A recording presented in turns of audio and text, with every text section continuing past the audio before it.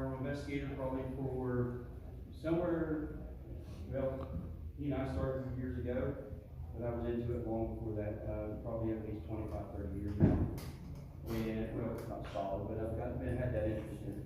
And Bigfoot investigator. Notice I say investigator, I don't say researcher. I don't consider myself a researcher. Mainly because, I follow the guidelines of the most well-known podcasters, Wes Gerber. I don't have one in my garage to sit and study. I do go out and investigate people's sightings, experiences, things like that. So that's where I kind of draw my line with research. If there is any aspect of investigating, I would consider a researcher is into historical stuff. I like to look into historical sightings, wildland sightings and stuff like that.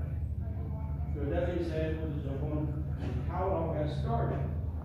How it all got started for me, I was around 7 or 8 years old. I was living in Marion County, in a little town outside of Worthington. Anybody know where Worthington's at?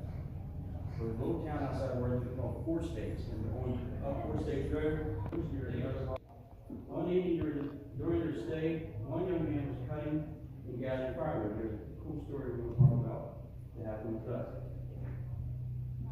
For their campfire. He soon was startled when he heard a noise and felt a poke in his ribs.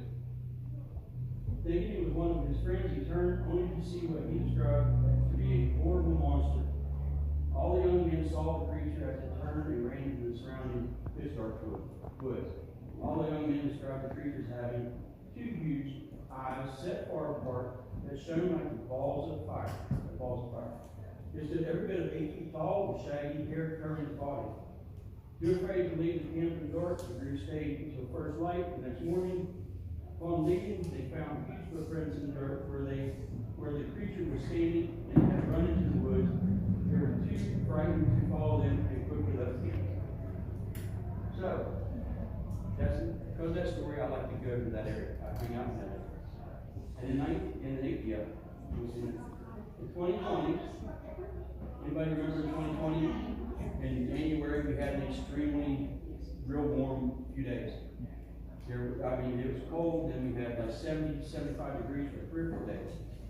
I decided to take advantage of it. Me and my son Jackson to the Canyon Loop, which is right outside of Blackwater Falls. And we hung out for a few days. And I wanted to see what they could find. So, as we're hiking around, this is the area, I will show you the area. As we're hiking around, I noticed, and you see it's all pine forest in that area. I noticed in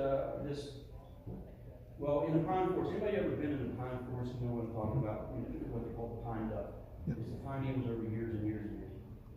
Well, when you're tracking in pine duck, you don't look for just a normal track.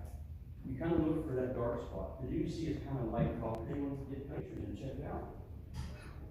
So they're starting out the trail, everybody's like, I can't do it. Because I'm going back to the camp, and this guy was telling me stories of, I'm still going. So he decided to go.